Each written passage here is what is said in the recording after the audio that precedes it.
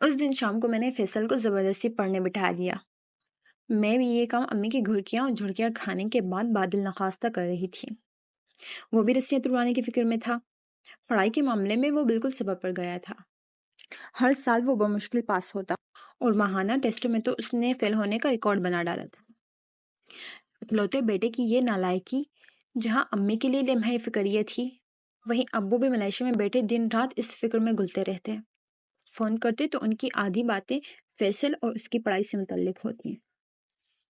پیسے بیچتے تو علیحدہ سے ایک بڑی رقم اس کے مہنگے اسکول اور ٹیوشن سینٹر کی فیسوں کے لیے ہوتی۔ کچھ ماہ پہلے علاقے کے سب سے مہنگے کوچنگ سینٹر میں اس کا ایڈمیشن کروایا تھا، مگر جب اس کا ذرہ برابر اثر بھی اس کی تعلیمی کارکردگی پر نہیں پڑا تو امی کو تشویش لاحق ہوئی اور انہوں نے آفاق کو اس پر نظر رکھنے کو کہا۔ دوسرے دن ہی وہ اسے ٹیوشن سینٹر کے بجائے ویڈیو گیم شاپ سے پکڑ لایا اور اس سے اگلے روز کرکٹ کے گراؤنڈ سے۔ اب امی نے اس کی ذمہ داری مجھے سونپ دی تھی کہ میں بڑی بہن ہوں اور میرے روب میں بھی ہے تو شاید وہ مجھ سے پڑھ لے۔ اس وقت میں نے اسے ایک مضمون یاد کرنے کو دیا ہوا تھا۔ اسے یاد کرنے کا کہہ کر میں دادی کے لیے چائے لے کر ان کے کمرے میں چلی آئی۔ امی بھی وہیں موجود تھی۔ مجھے دیکھتے ہی جیسے انہیں کچھ یاد آ گیا۔ نیلی، تم پرسوں بھابھی کے ہاں کیوں نہیں گئی؟ بھابھی کافی ناراض لگ رہی تھی۔ انہیں لگ رہا تھا میں نے تمہیں منع کیا ہے۔ تو اچھا کیا نا، نہیں گئی۔ اسے تو مفت کی نوکرانی مل گئی ہے، جب جی میں آتا ہے بلاوا بیچ دیتی ہے۔ مگر تم تو کچھ شرم کر لو، یہ بیٹیاں کیا تم نے اپنی بھابھی کی خدمت کے لیے پیدا کی تھی؟ دادی نے برہمی سے امی کو لتاڑ دیا۔ تمہاری وہ چہیتی بھابھی، بیٹے کا رشتہ کرتے وقت تو اسے نیلی یاد نہیں آئی۔ کام پڑتا ہے تو سب سے پہلی پکار نیلی کے نام کی پڑتی ہے۔ میرا بیٹا وہاں پردیس میں اپنی جان اس لیے ہلکان کر رہا ہے کہ اس کی بیٹی یہاں دوسروں کو جھاڑو پہنچا کرتی پھرے۔ میں نے کنکھیوں سے امی کی طرف دیکھا۔ ان کے ماتھے پر بل پڑ چکے تھے۔ کچھ جذبے سے ہو کر بولی، اماں بات وہ نہیں ہے۔ بھابھی کہہ رہی تھی نیلی نے حامی بھری تھی آنے کے لیے، مگر پھر نامعلوم کس وجہ سے نہیں آئی۔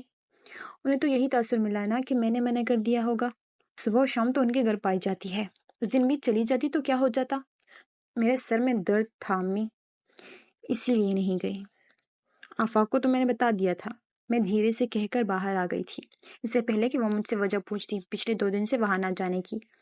اسے حیرت تھی کہ مامی کے ہاں سے بھی ان 2 دنوں میں کوئی بلاوا نہیں آیا تھا، حالانکہ اب تک ارمان بھیا کی منگنی کی تاریخ بھی پکی ہو گئی تھی، یا شاید اب ان کے ہاں انعامتا تھی، اس لیے انہیں میری ضرورت نہ رہی تھی۔ خیر جو بھی تھا، میں تو بہت خوش تھی۔ جب میں باہر آئی تو فیصل کو سیل فون پر گیم کھیلتے دیکھ کر میری جان جل گئی۔ فیصل! میں نے چلا کر اس کے ہاتھ سے سیل چھینا اور ایک زوردار ہاتھ اس کی گدی پر جما دیا۔ استغفر اللہ! اندر داخل ہوتے آفاق نے یہ منظر دیکھ لیا اور اب تعصب سے سر ہلانے لگا۔ مجھے نہیں پتا تھا تم اتنی ظالم بھی ہو سکتی ہو، اس معصوم پھول جیسے بچے کو اتنی بے رحمانہ مار۔ اس کی بکواس پر مجھے غصہ تو بہت آیا، مگر میں نظر انداز کر کے فیصل کی جانب متوجہ ہوئی، جو گھٹنوں میں سر چھپا کر رونے کا ڈرامہ کرنے لگا تھا۔ فیصل، یاد کرو فیصل! اسے سر نہ اٹھاتے دیکھ کر میں نے جلاتے ہوئے اس کی کمر پر مزید ایک دھپ لگائی۔ تھینک گاڈ میں تمہارا بھائی نہیں ہوں، ورنہ تم نے تو میری چمڑی ادھیڑ دینی تھی۔ فیصل، مجھے تم سے ہمدردی ہے۔ تم یہاں میرے بھائی کو ورغلانے آئے ہو؟ میں لب بھینچے اسے گھورنے لگی۔ توبہ کرو بھائی، میں پاگل ہوں جو اسے تمہارے خلاف ورغلاؤں گا؟ مجھے اپنی جان بہت عزیز ہے۔ اس نے ڈرنے کی ایکٹنگ کی۔ میرا جی چاہا فیصل کا بھاری بھرکم بیگ اٹھا کر اسے دے ماروں۔ مجھے تو یہاں امی نے تمہاری خیریت دریافت کرنے بھیجا ہے کہ پچھلے 2 دن سے نیلی نہیں آئی۔ دیکھ کر آؤں کہیں پاؤں میں موچ ووچ تو نہیں آ گئی۔ جو لڑکی بخار کی حالت میں ناغہ نہیں کرتی تھی، اس کے پاؤں میں زنجیر صرف موچ ہی ڈال سکتی ہے۔ اس نے نہایت سنجیدہ انداز میں اپنے گھٹیا خیالات مجھ تک پہنچائے۔ میرا بھڑک اٹھنا لازمی تھا۔ تمہیں کیا لگتا ہے میں مری جا رہی ہوں تمہارے گھر کے لیے؟ میرا اپنا کوئی کام نہیں ہے؟ اگر میں مامی کے اکیلے پن کا سوچ کر ان کی مدد کے لیے وہاں آ جاتی تھی تو اس کا یہ مطلب ہے کہ تم اسے میرے لیے تانا بنا دو؟ ٹھیک ہے، نہیں آؤں گی اب میں تمہارے گھر، جا کر کہہ دینا مامی سے۔ غصے سے کہتے ہوئے میں نے انگلش کی کتاب کافی زور سے فیصل کو رسید کی تھی۔ وہ بلبلا اٹھا۔ جھوٹ موٹ کا رونے کا ڈرامہ کر کے اب وہ سچ مچ رو پڑا تھا۔ اب پتہ چلا رونا کیسے آتا ہے، طنزیہ لہجے میں کہتے ہوئے اس کی کتابیں سمیٹنے لگی۔ 1 घंटा दिमाग खपा कर भी उसे कुछ याद नहीं करवा पाई थी। वो ढीठ था ही ऐसा। नीली, तुम्हारी ये आदत बहुत खराब है। किसी और का गुस्सा किसी और पर उतारती हो। सुतून से टेक लगाते हुए आफाक ने जेब से चॉकलेट निकालकर मेरी तरफ उछाली। तुम पर उतारना चाह रही थी, मगर तुम दूर थे। चॉकलेट उठाते हुए मैंने उसकी किताबें बैग में रख कर जिप बंद की और फैसल को झिंझोड़ा। उठो, पढ़ चुके तुम, दफा हो जाओ यहाँ से और मेरी जान छोड़ो। और तभी मुझे अंदाजा हुआ कि इसका दूसरी बार रोना भी एक ड्रामा ही था। मेरी बात सुनते ही उसमें जैसे बिजली बर गई हो। वो उछला तो मैं दंग रह गई। फैसल, मैंने उसे आवाज दी, मगर अब उसे मेरी बात कहाँ सुननी थी। वो कलांचे बढ़ता हुआ बाहर निकल गया। आफाक मेरी कैफियत देखकर हंसने लगा।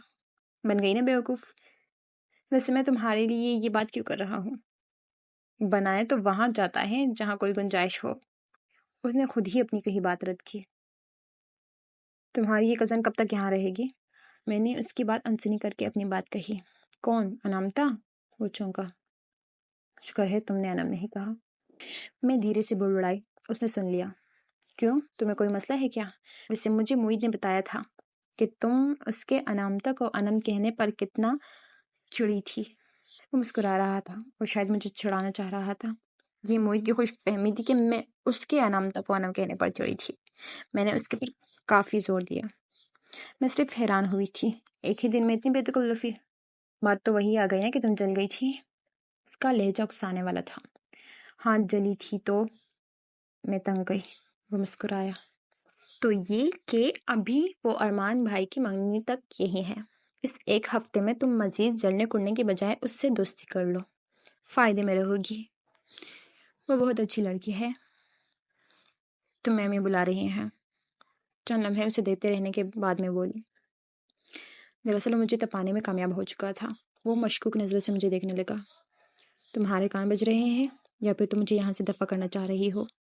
मुझे हंसी तो बहुत आई, मगर जब्त करते हुए संजीदगी से बोली, नहीं, थोड़ी देर पहले वो तुम्हारा पूछ रही थी। शायद उन्हें कोई काम है तुमसे। अब तुम जाकर उनसे पूछो तो वो तुम्हें बता देंगे। उसने बेख्तियार एक सर्द आह भरी। हमारे घर के सौदा सुल्फ लाने से बिल जमा करवाने तक हर काम वही किया करता था। इसीलिए इस वक्त उसके चेहरे पर यह सुनते ही थकन सी बिखर गई थी।